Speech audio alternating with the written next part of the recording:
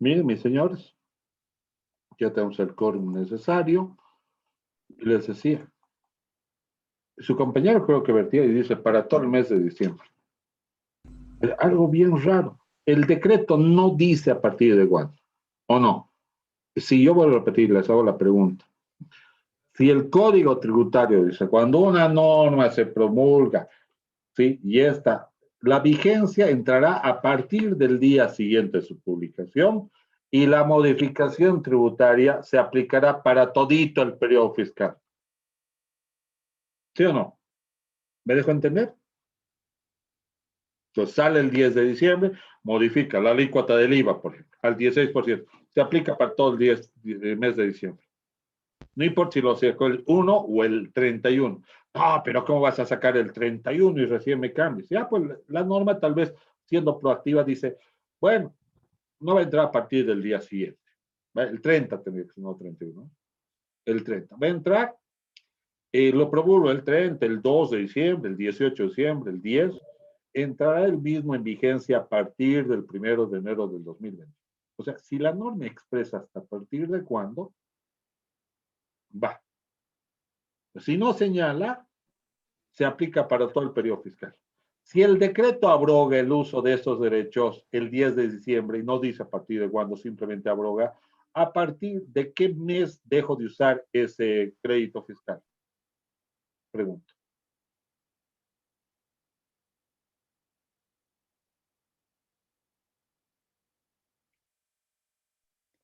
Desde diciembre.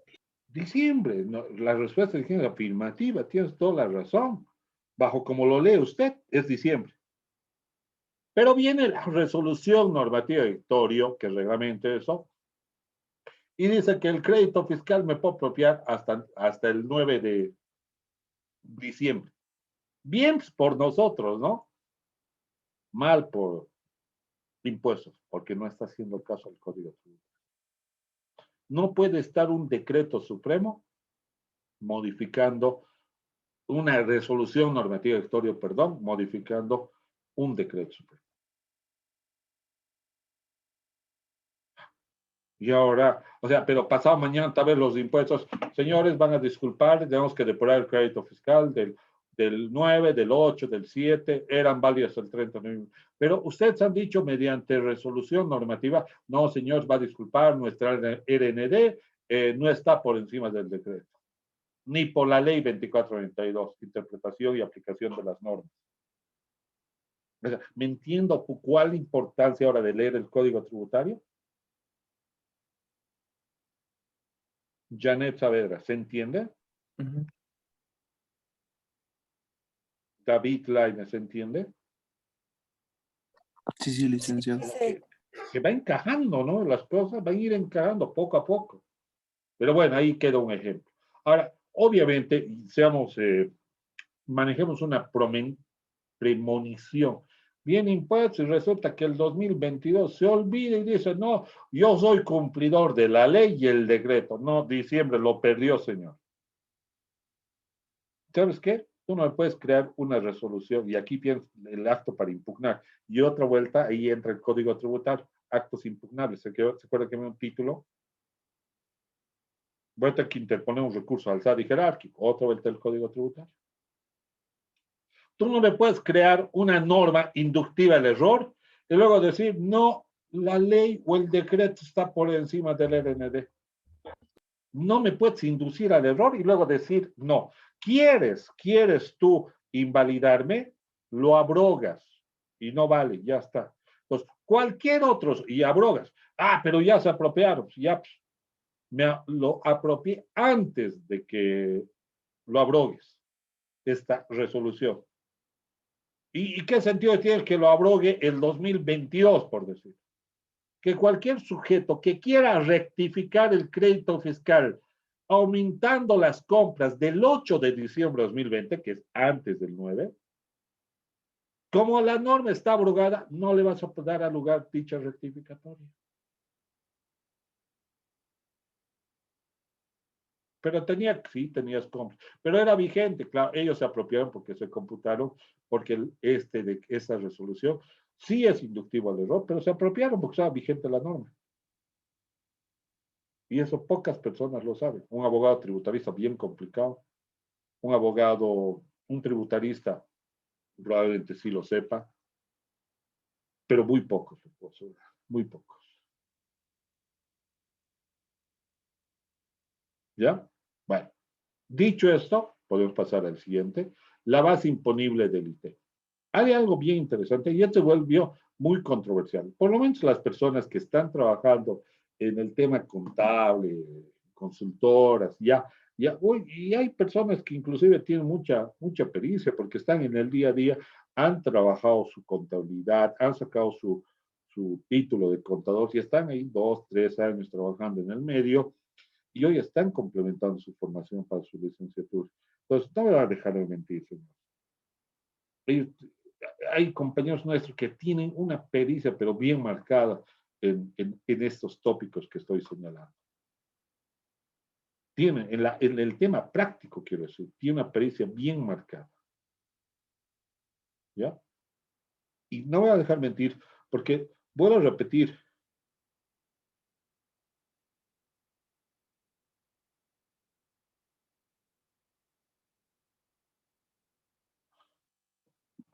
Vuelvo a repetir. Esta experiencia ha sido vivida por esas personas que en el medio han ido practicando el tema contable. Resulta que, señor Áñez dice, el IVA por unos 200 que habrías pagado, descuentas del IT y el IT vas a pagar menos ese valor. Y resulta que ha habido tributaristas y han dicho, a ver, si tus ventas facturadas son 100,000 menos el IVA, 13,000, el IT tienes que pagar de 87,000. Y se cerraron esa postura y bueno, tributaristas y muchos cursos terminaron señalando eso. Después impuestos, saca y coloca un video en cultura tributaria y dice, no, señor, aclaremos lo que el decreto supremo quiso decir, porque solo decía que el formulario 200, el IVA pagado, se descuenta de la base imponible del IT y del diferencial pagas, o sea, de esa resta pagas el 3%. Los tributarios dicen 100,000 facturado menos IVA débito fiscal, 87,000. De 87,000 va a pagar, siempre 87%. Impuestos mediante una publicación en un video, dice, no, se refiere cuando tienes los ingresos brutos, 100,000, y en el formulario del IVA solo habrías pagado por sí 1,000 pesitos porque tenías crédito fiscal del periodo anterior, o tienes mucho crédito fiscal del mes, y solo habrías pagado 1,000 pesitos. Dice 100,000 menos 1,000 pesitos, menos IVA pagado, efectivamente pagado, la última fila del formulario 200. Y si no hubiera pagado nada porque tenía crédito fiscal, no, pues no descuentes nada. El IT pagas por el importe bruto. Graves. Hay algunos tributaristas que se parapetaron en su interpretación. Dejar. Yo personalmente, el año pasado, estaba muy receloso y soy muy receloso para dictar cursos. ¿Sí? Ya absorbe las clases. Me gusta la formación, me agrada, pero me quedo con pregrado porque el curso es muy absorbente, bueno, en el tiempo, quiero decir. Pero los pocos cursos que he dictado, se hemos dicho, tengan cuidado, tengan cuidado. Si bien el fundamento era bien dado, y suena lógico, ¿no? Porque si yo facturo 100,000, el IVA ya le cobro pues, al cliente y el débito fiscal que me generó, lo pago con crédito fiscal, lo pago con saldo de crédito fiscal del anterior mes, lo pago con pagos a cuenta que habría hecho o lo pago en efectivo. En conclusión, el IVA está pagado. Porque el crédito fiscal es una forma de computar, pagar, compensar, disminuir. Estoy pagando. En los impuestos han ido una interpretación, no, de lo que has pagado. Si no he pagado nada, no descuentes nada. Qué fregar la cosa. Entonces, ahí quedó fregar la cosa. Marzo, abril y mayo era para y pricos. Luego se amplió hasta el mes de diciembre. O sea, les dio una prórroga en su integridad. Hasta diciembre. Bueno, excelente. Se prorrogó. Para el resto, en la primera versión era hasta agosto, luego se prorrogó, incluyendo junto con los gracos y pricos, en un siguiente decreto supremo que Áñez emite, la posibilidad. Ojo que no aplicaba esta compensación en las estaciones de servicios. ¿Por qué? Porque obviamente si descuentas el IVA pagado, no sé, una estación de servicio pagas por sí 2.000 bolivianos de IVA, facturas 100.000 y pagas 2.000 de IVA, fíjense, solo lo que te corresponde. El ITE que ellos pagan es sobre la comisión. Entonces dicen, venta menos costo de ventas, lo que he ganado, sobre eso es la base imponible. El ITE es bien chiquitito, así que cualquier IVA que hubieras pagado, automáticamente vuelve pago. Bueno, no aplica estaciones de servicios. Viene el decreto supremo del señor Arce Catacora, lo abroga y dice, para el periodo fiscal del 2020 ya no puedes hacer esto. Para el 2020 paramos, cracks y restos. Y la RND, la reglamentación en resolución normativa directorio, dice que la liquidación correspondía hasta el mes de noviembre de 2020. Esta metodología de liquidación.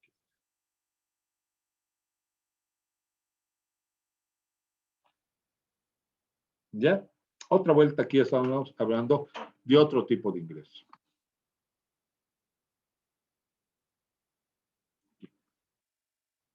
Porque cuando dejas de pagar un IVA, tu flujo de caja está disminuyendo. Tienes un beneficio tributario. IVA compensado con el ITEM. Algo así tendrías que haberle llamado. Beneficio tributario.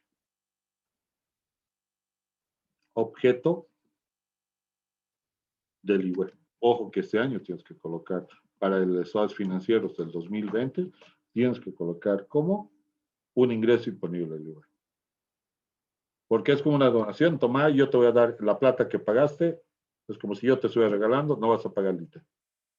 Te ahorras evidentemente en el pago del ITEP, pero igual se encarece 25%. Que ese dinero que te estarían regalando para que luego compensas es una donación. Porque de tu flujo de caja no va a salir el 3% del IVA pagado. Chiquitito, pero no va a salir. Queda claro, ¿no? ¿Alguna pregunta? Sí, sí, licenciado. Escucho. Preguntas, tal vez, ya. David dice queda claro. Si hubiera una pregunta, me dicen, escucho.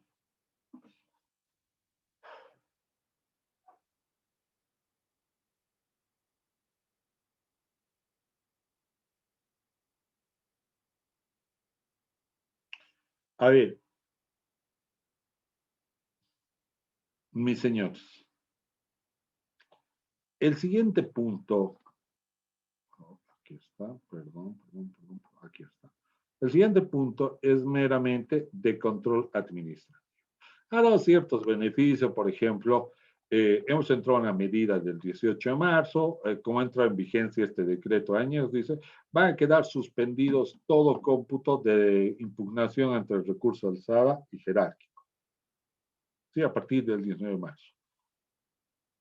¿Por qué? Porque estamos en situación de pandemia y no puedes decir, por si acaso, un acto para impugnar un recurso alzada o jerárquico, tienes 20 días para interponer de notificado el documento que pretende cobrar la administración tributaria. Entonces, cualquier documento que te notificaron el 17, 16, 14, 15, inclusive que el día 20 iba a ser el día 19, pasa el 19 no iba a haber nadie, o sea, la autoridad de impugnación tributaria, pandemia, todo estaba cerrado. Por más esfuerzo que hagas para llevar tu papelito de impugnación, no iba a haber quien te reciba. ¿Por qué? Porque el decreto supremo le ha dado la suspensión del plazo. Igual le ha dado una suspensión que es administrativa a la tramitación de los procesos determinativos y sancionatorios. O sea, impuestos dejaba de notificar una pregunta que va a ser de examen clara, el artículo 108 del Código Tributario, cuando lo llegue, títulos de ejecución tributaria. David Laime, ¿cuántos certificados de divorcio quieres tener en tu vida? 0. Ah, 0, ¿no ve? ¿Cuántos títulos de ejecución tributaria tendrías que tener en tu vida? Igual 0. ¿Por qué? Ojo que es muy mal antecedente. Si has llegado a tener un título de ejecución tributaria, ponte a pensar y dite, he tocado fondo en materia tributaria. He tocado fondo. ¿Sí? O sea, significa que básicamente un título de ejecución tributaria interrumpe la prescripción. Lo que le ha dicho la administración tributaria, le ha dicho cualquier inicio de fiscalización de inicio o de determinar deudas, un título de ejecución tributaria, una resolución sancionatoria es un título de ejecución tributaria, tantos por impuestos y por aduana, se suspende. Ojo, se reiniciarán al día siguiente de levantado la declaratoria por cuarentena. Y eso fue el 1 de junio de 2000. Entonces ahí se volvió a reactivar y se procedió. Lo mismo dio una prórroga hasta el 11 de mayo del 2020 para los CDI y Senocref que deberían haber sido emitidos hasta el 23 de marzo del 2020. Bueno, y ahí termina. Meramente administrativo. Luego viene el decreto supremo de Áñez nuevamente y el 27 de julio, del 18 de marzo, el 24 de julio, perdón, se promulga y le da una ventaja y dice lo siguiente, señores. Para los contribuyentes del ERS IVA, o sea, aquellos que presentan mensualmente los dependientes, los trabajadores, o los contribuyentes directos, los que presentan trimestralmente, cuando tengan compras de mercado local de empresas bolivianas, te vas a apropiar el crédito fiscal del 120%. Si tu factura era 100, no te vas a apropiar 13 bolivianos. Te vas a apropiar de la factura de 100, 120, 15,60 bolivianos. De otra forma de decirle, va a ser el 15,6% sobre los 100 o sobre cualquier importe. Era otra forma de decir que su alícuota del IVA iba a superar. Es lo mismo que decir que el base imponible sube al 120. O no, a ver, calculemos. Si yo compré 100 o 1000, yo me apropio por 1,2 sobre 120. Saco el 13% por 0,13. Este es el crédito fiscal. O también otra forma de ver del decreto, que eso es bien interesante, 15,6% para compras locales. A ver, le saco a los 1000 que viene facturado por esta alícuota, llego a lo mismo. Fíjense cómo cambia la redacción tributaria. Hace mucho, básicamente, el cómo tú decides redactar tu normativa. ¿Ya, mis señores? Bueno, aquí se optó por aumentar la base imponible. Condición que eran facturas que deberían ser emitidas hasta el 31 de diciembre de 2020, fue la intención de la señora Áñez, ¿sí? También tenías la posibilidad de gestionar dicha autorización de la dosificación de facturas con la leyenda de dichas facturas de incentivo a la producción nacional. ¿Ya? Las facturas deben ser presentadas por separado. Diferencian por separadas, diferenciado de aquellas que sean objeto del incentivo y de las que no sean objeto.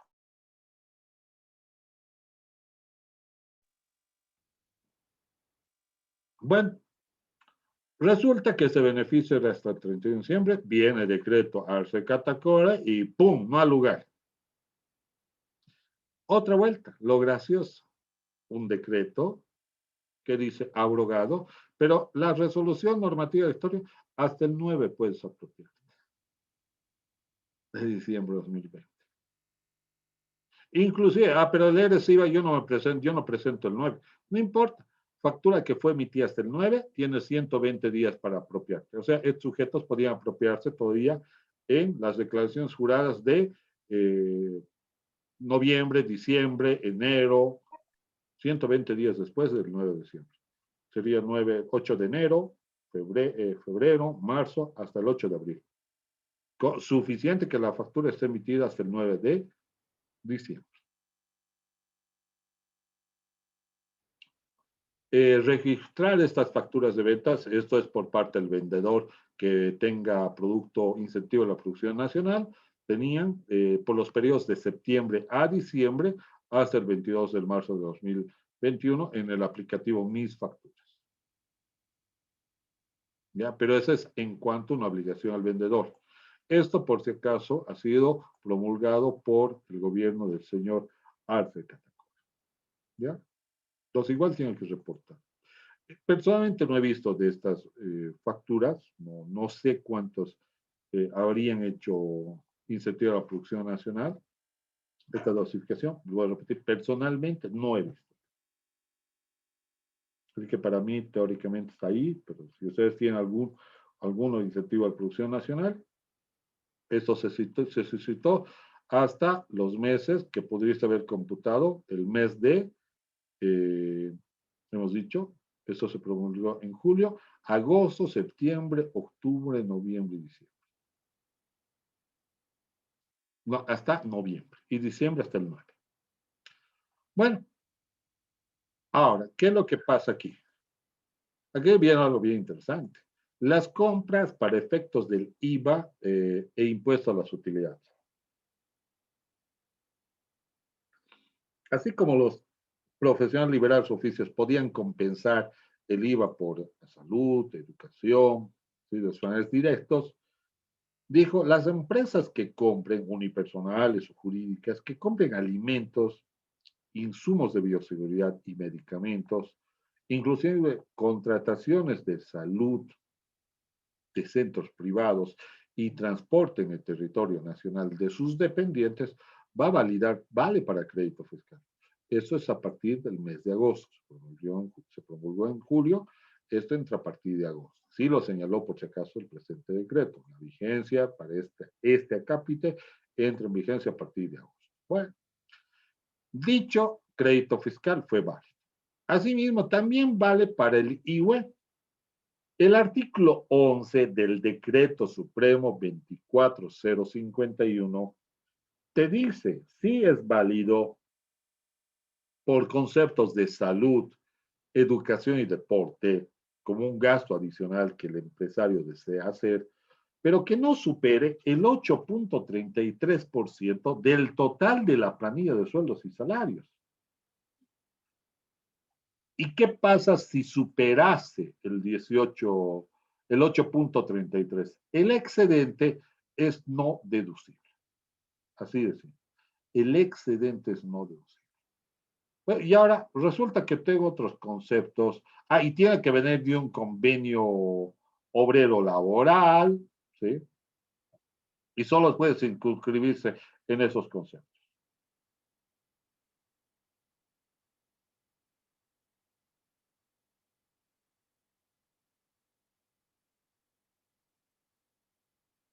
¿Ya?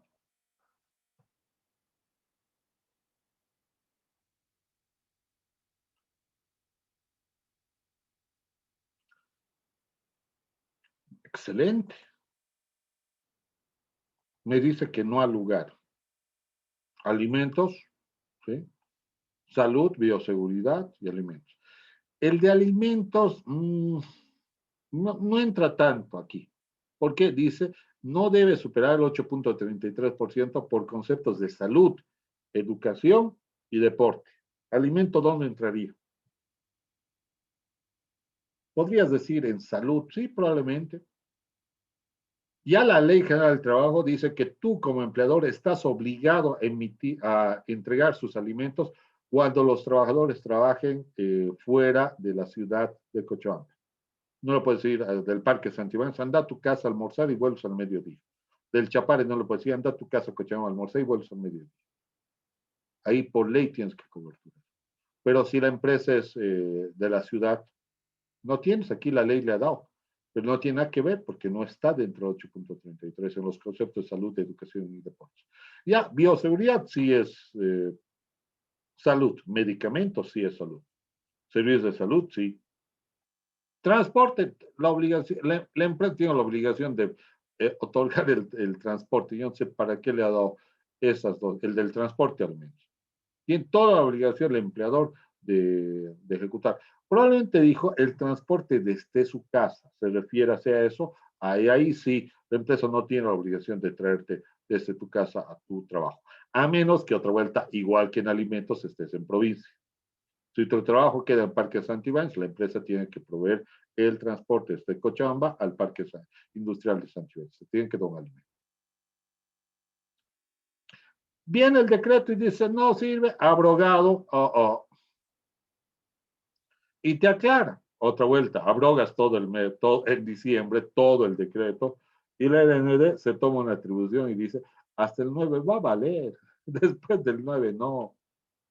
El decreto no dice eso. O sea, ahí vean la ironía del decreto. Es una lectura crítica, por si acaso. ¿Ve? Tengo igual, por si acaso, 60 participantes y 53 que han anotado. Sí, sigo teniendo 7 que habrían faltado. Deduzco que son algún tipo de oyente, ¿no?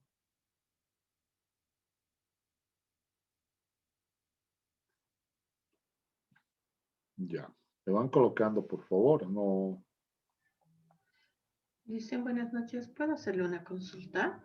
Claro, me tienen que hacer las consultas, así que más bien gracias por ser una de las primeras personas, porque quieres o no, eres la punta de lanza y estás dando la confianza para que el resto pueda preguntar. Dime, por favor.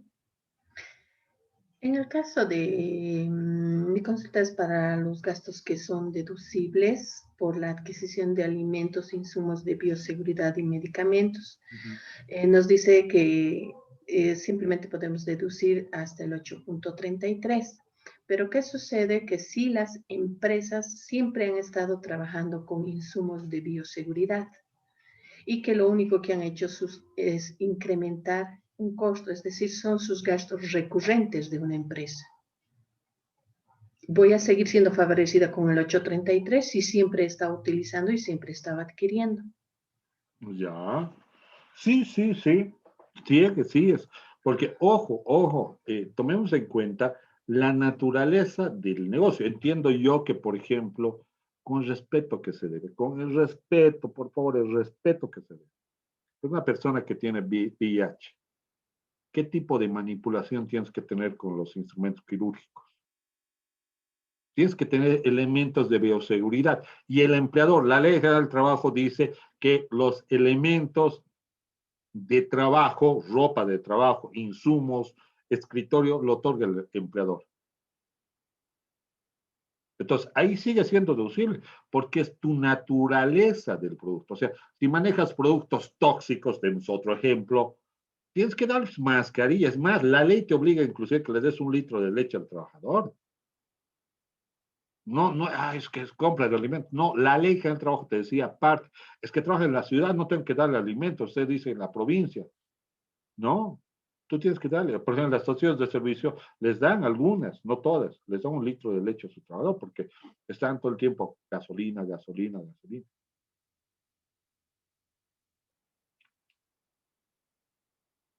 Entonces, en este caso, al tratarse de una empresa que necesita elementos de bioseguridad, un hospital, por ejemplo, en estas condiciones, no decir, no, es que, ¿sabe qué? Aquí la norma decía es el 8.33, no, se ha abrogado, ya no al lugar.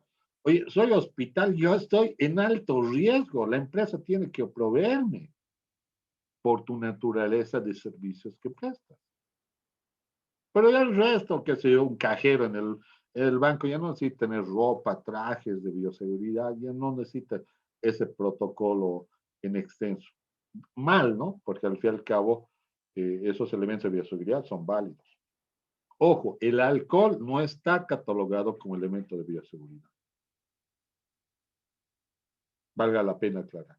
El alcohol puede seguir entre los elementos básicos que tienes que entregar al trabajador, que es su papel higiénico, su jaboncillo, su toallita, su escritorio, su material, su material de escritorio y su alcohol.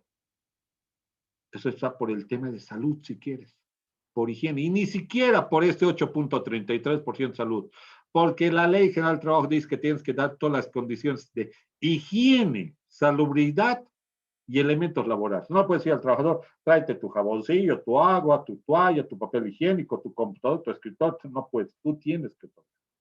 ¿Te quedó claro la respuesta? Sí, licenciado, muchas gracias. No, más bien Clarísimo. gracias a tu pregunta. ¿Alguna otra pregunta?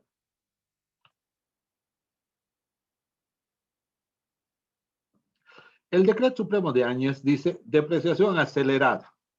Todo bien que haya sido comprado el 1 de abril hasta el 31 de diciembre de 2020, desde el momento que use su utilización o su uso directamente, porque puedes comprar en abril y activarlo en octubre, julio, hasta que se agote en la mitad del tiempo. No sé, muebles y enseres en 5 años, normalmente es 10, máquina de equipo en 4 en vez de 8, vehículos en 2.5 en vez de 5, equipo de construcción en 4 en 2, perdón, en vez de 4. Bueno, la formalidad era comunicar a la administración tributaria mediante una declaración jurada que presentabas a los estados financieros. Bueno, no hay lugar para mineras ni petroleras. Viene el decreto en diciembre y dice no hay lugar. Lo abroga. Ya está bien. Pero respeta, dice, si tú has activado y has cumplido condiciones de utilización hasta el 9 de diciembre, entiéndase ya más como interpretativa, va a ser válida esa depreciación. Bueno, ya no necesitas tener esa formalidad que la primera resolución normativa del directorio pedía, que tenga que ser firmado mediante una declaración jurada por el titular, representante del legal del NIT, dentro del plazo de la estación de presentación de estados financieros. Arce Catacora dice, simplemente comunícame hasta el 31 de diciembre de 2020. Movió la regla. Me tienes que comunicar. O sea, antes que termine la gestión, comunicar mediante una nota. Sí, nota dirigida. Suficiente, mira, con una nota dirigida al gerente, detallando qué activos fijos vas a depreciar bajo este método. Y esa nota tiene carácter de declaración jurada. Ya cambió, antes te pedía que hagas hasta el plazo de presentación de estados financieros. O sea, en abril tienes que presentar esa declaración. Claramente Impuestos iba a sacar un reglamento, una declaración jurada, activos fijos con depreciación acelerada, es lo que pretendía. Los de Arce Catacora, ¿para qué nota no hacía? Y bueno, hasta diciembre, ¿qué fecha de vencimiento? Si tú cambiaste bajo un método de depreciación acelerada y decidiste, inclusive dice, no hay que comprar el activo fijo antes del 9 y no mandaste tu notita, no sirve. Reformula tu depreciación. He mandado mi nota. Ah, perfecto. Sirve tu depreciación acelerada. Previsión incobrable, señores. La previsión por incobrabilidad de 2019 fue 100,000. Del 2020 fue 89,000. ¿Sí? Siempre te pide en esta normativa, vamos a hacer, bajo el método tradicional, siempre eran los quebrantos de los últimos 3 años, dividido entre los créditos de los últimos 3. Dicho porcentaje de previsión lo aplicabas al crédito del último año y dices, esta es la previsión que requiere. Lo que requiere siempre contrastabas con lo que ya tenías o con lo que ibas a, ¿qué se llama? Con lo que ya tenías o lo que te faltaba. Si tenías en demasía, revertías como otros ingresos. Si te faltaba, habilitabas con una pérdida en cuentas malas. ¿Sí? Esto es claramente contabilidad financiera 2, por ejemplo, previsión bajo el método de legislación boliviana. Bueno, dicho esto, así lo señalaba. Pero acá el decreto superior de Áñez dice, los créditos incobrables reales del 2019, obviamente son créditos incobrables reales del 2019, algo que se dio en 2018, porque la norma dice, son incobrables aquellos que tienen un año de mora, que sean facturados. Bueno, el 18 se vuelve incobrable el 2019 y tienen juicio, ya tienen juicio. Esto fue crédito 2018, que al 2019 se vuelve incobrable y tiene juicio. Así que 100,000 es incobrable. Este importe va a ser deducible para el 2020, pero no directo. O cuál la pregunta. O la alternativa, o alternativamente, el 60% de los créditos incobrables el 2020. ¿Cuál sería el crédito incobrable 2020? Lo que otorgaste el 2019, créditos el 2019, no, son quebrantos. Lo que otorgaste, no sé, 2 millones. Y no te han pagado 89,000, no te han pagado 89,000, es quebranto real. Tiene un año de mora, tiene juicio. Entonces dice, quebranto del 18 al 19, 100,000. Del 19 al 2020, 89,000. Me dice que alternativamente tengo que escoger el que sea el mayor. Entonces, tú dices, calcula 60% dice, o alternativamente el 60% de los créditos incobrables en la gestión 2020. Entonces tú, perdón que hay un pequeño error, tú calculas cuánto es el 60%, 89,000. 53,000, el que sea mayor, perfecto. Este es mi gasto deducible para el 2020. El que sea mayor, este es el mayor. Ah, pero ¿qué tal si hubiera cambiado? Aquí hubiera sido 189,000. Ah, el 60% es ¿cuánto? 113,000. ¿Quién fue mayor? Los 189, me equivoco con eso. Porque es mayor al 60. Bueno, se quedó en una mera intención porque el decreto supremo lo abroga y punto. Y te dice en su decreto que es sin efecto. Ah, pero te pregunta, a ver, señor, ¿qué estado financiero ha cerrado usted al 10 de diciembre, al 9, al 8? Con ese criterio, dígame. No, recién va a cerrar, ¿no? No aplica, pero no siempre. Porque resulta que yo pude haber cerrado por la pandemia, me he ido mal, y lo he cerrado el 8 de octubre, el 10, el 1 de diciembre, el 9 de diciembre. Y hay que utilizar ese criterio. Lamentablemente, no deducible. ¿Y cómo regularizo? No has presentado estados financieros. Sí. Es gestión abierta. Sí, vas a tener que rectificar con cierto ajuste. ¿Por qué? Por más que hayas cerrado el 8 de octubre, fíjate, antes, no puedes tú presentar los estados financieros. ¿Por qué? Porque la impuestos dice, la ley, el decreto, cuando lean, dice, de cerrado los estados financieros, tienen 120 días para presentar. O sea, si cierro el 4 de julio, computando a partir del día siguiente, tendría 120 días. Vas impuestos, quieres presentar, no te acepta. No, cuando sea primero de enero del siguiente año, presenta. Y usted coloca en el periodo fiscal 1 de enero del 2020 al 4 de abril del 2020. Presentado el 1 de enero del 2020. Así es. Entonces, como la gestión está abierta, no lo presentaste, no regulariza. Y ahí nos castigó. Luego se dio una prórroga del pago, eso no había ningún problema, pero solo para restos, donde dijeron octubre, noviembre, diciembre, tenían hasta el 13 de enero. Bueno, ya pasó eso, se presentó. Cárcel lo abroga y dice se mantiene la presentación de este trimestre en uno solo, sin que represente un IDF por presentación. Señores, se nos va a cortar y no quiero que se me quede con la palabra en la boca. ¿Ya?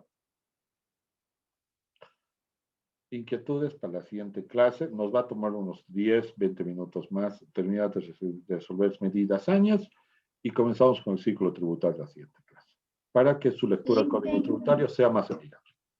¿Alguna sugerencia? Buenas tardes. Disculpe, ¿será que podría mandar esta clase